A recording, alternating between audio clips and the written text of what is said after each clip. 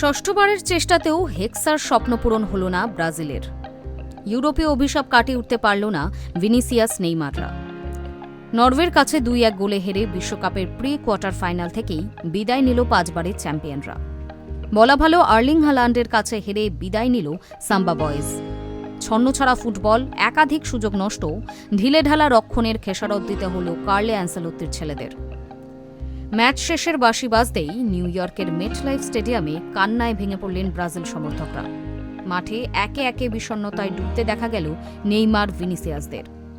গ্যালারিতে যে সমর্থকরা কিছুক্ষণ আগে পর্যন্ত হলুদ পতাকার হিল্লোল তুলছিলেন, তাদের চোখে মুখে অবিশ্বাসের ছায়া।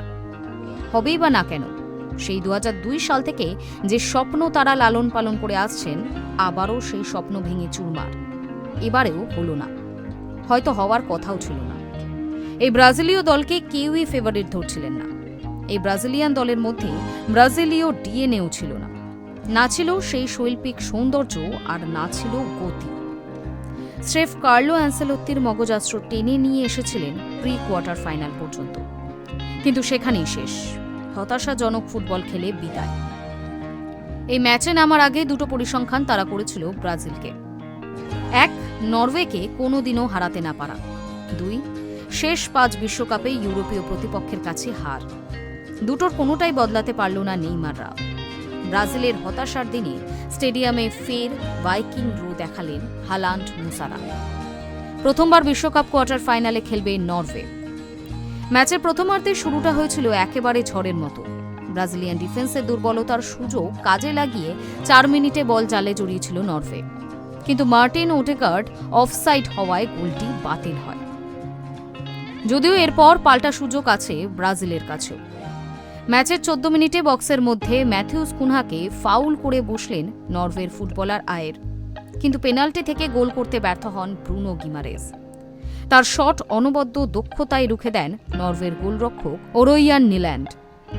1986 সালের পর বিশ্বকাপে এই প্রথম পেনাল্টি মিস ব্রাজিলের। তবে শুধু ওই পেনাল্টি মিস নয়, আরও অন্তত গোটা 2 গুরুত্বপূর্ণ সেভ প্রথমার্ধেই করতে হয় নিল্যান্ডকে। বিশেষ করে 40 মিনিটে ভিনিসিয়াসের শটে অনবদ্য সেভ করেন তিনি। তবে মোটের উপর সাবধানী ফুটবল খেলে দুপক্ষই। দ্বিতীয়ার্ধে খেলার গতি আচমকাই বাড়ে। দ্বিতীয়ার্ধের শুরুতেই আক্রমণের ঝাঁজ বাড়ায় ব্রাজিল। ম্যাচের 58 মিনিটে এনরিককে মাঠে নামান অ্যানসেলোত্তি। মাঠে নেমেই সুবর্ণ সুযোগ পেয়েছিলেন ব্রাজিলের তরুণ তুর্কি, কিন্তু গোলরক্ষক নিল্যান্ডকে 1-এর বিরুদ্ধে 1 সুযোগেও পরাস্ত করতে পারলেন না তিনি। 62 মিনিটে আবার সুযোগ। এবার রায়ানের শট প্রতিহত করেন নরওয়ের গোলরক্ষক। এর মধ্যেই শেষ অস্ত্র নেইমারকেও নামিয়ে দেন কোচ অ্যানসেলোত্তি। এসবের মধ্যে অবশ্য নরওয়ে বার কয়েক প্রতি আক্রমণে গিয়েছে। যতবার গিয়েছে ততবারই নড়ে বড়ে দেখিয়েছে ব্রাজিল রক্ষণকে।